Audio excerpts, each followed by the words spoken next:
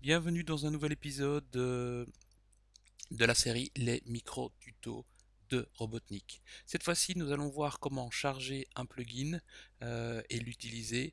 Un plugin qui nous permet de créer à partir d'une image une normal map. Donc pour cela, le nom du plugin c'est 8 to normal. Donc je vais taper 8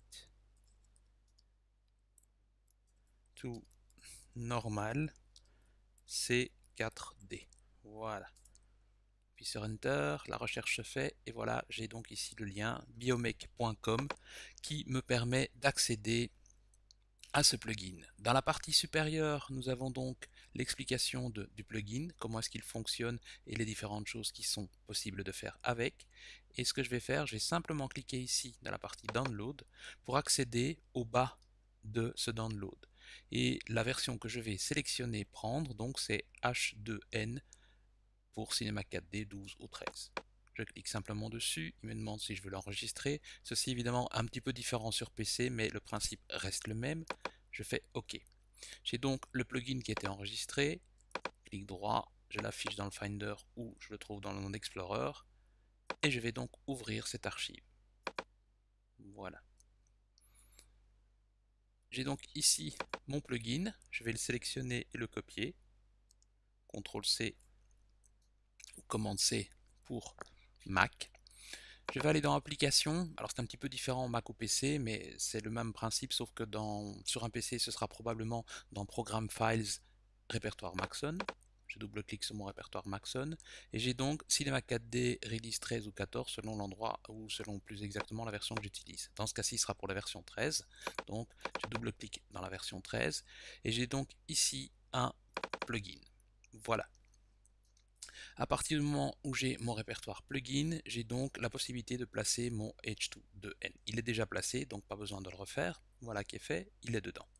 Maintenant qu'il est dedans, donc toute cette opération, il vaut mieux le faire en ayant bien entendu le programme éteint, sinon il ne tiendra pas compte du dernier plugin installé. Voilà. Je rouvre donc Cinema 4D, la version 13. Je vais agrandir un petit peu l'interface. Voilà qui est fait. Et je vais donc mettre en pratique, ou plus exactement utiliser ce plugin. Donc pour cela, je vais créer un polygone. Ce polygone, je vais le mettre un petit peu à l'échelle. Je sélectionne donc la mise à l'échelle. Je l'agrandis. Je vais double-cliquer dans la barre de gestionnaire de matériaux, double-cliquer sur le matériau, et ce matériel-là, je vais l'appeler par exemple mat H2N pour correctement nommer les choses. Mat H2N. Voilà.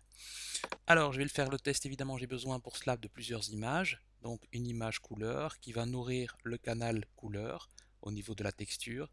Et cette même texture sera recopiée dans la partie normale après avoir activé le plugin. Donc, première étape, couleur. Je clique sur texture, charger une image. Et je vais aller chercher ici une image, peu importe laquelle, il faut que ce soit juste une image couleur. Voilà qui est fait. Je clique sur ouvrir, me pose la question si je veux recopier, je dis oui. Voilà qui est fait. J'ai donc ici la possibilité maintenant de copier le canal. Donc en face de texture, je vais chercher l'option copier le canal. Je vais sur le canal normal. Je coche. Et dans texture, cette fois-ci, je vais cliquer, mais aller chercher mon plugin qui se trouve donc juste ici, dans ce cas-ci, en dessous des cheveux polygonaux, qui s'appelle 8 to Normal. Voilà qui est fait.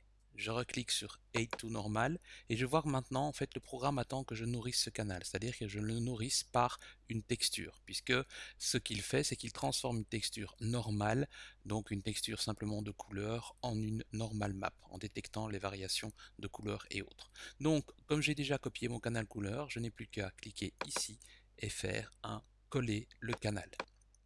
Voilà qui est fait. Pour voir l'effet final, je vais donc prendre ce matériau, l'appliquer sur mon polygone et faire un rapide rendu de la fenêtre. Voilà, on voit un petit peu le relief quand même par rapport à ça, peut-être trop, donc il faut évidemment régler la force de cette normal map, ici dans cette partie-là dans l'intensité. Voilà, ceci termine un nouveau micro-tuto de Robotnik et je vous dis à très bientôt.